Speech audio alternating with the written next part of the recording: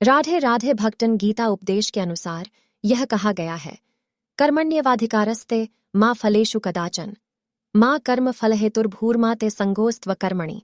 अर्थात तू अपने कर्म में ही अधिकारी है, फलों के प्रति कभी नहीं। कर्म फल के लिए तू कभी कर्तव्य बना मत। इसमें कहा गया है कि हमें सिर्फ कर्म में लगना चाहिए और फलों की चिंता नहीं करनी चाहिए।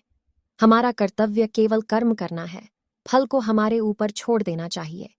यह हमें सकारात्मकता, निष्ठा और समर्पण की भावना विकसित करता है और हमें उच्चतम योग की ओर ले जाता है।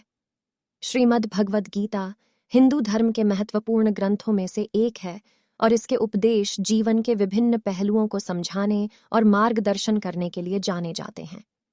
गीता में भगवान कृष्ण अर्जुन को अपने कर्तव्य का निर्देश देते हैं और जीवन के महत्वपूर्ण मुद्दों पर अनेक उपदेश देते हैं। यहाँ कुछ महत्वपूर्ण उपदेश हैं।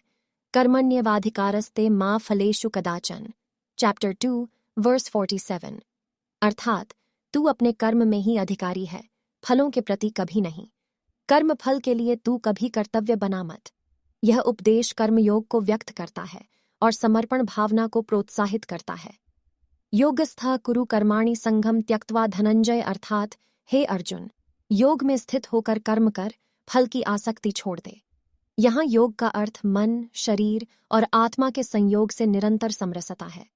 श्रेयान् स्वधर्मो विगुणः प्रधर्मात् स्वनुष्ठितात्। अर्थात अपने स्वभाव से अच्छा वह कर्म है जो दूसरे के कर्मों का आचरण करने से बेहतर होता है। यह उपदेश हमें अपने निजी कर्तव्यों का पालन करने का संकेत देता है।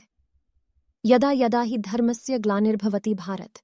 अर्थात हे भारत, जब जब धर्म की हानि और अधर्म की वृद्धि होती है, तब तब मैं अवतार लेकर संसार का संरक्षण करने के लिए आता हूँ।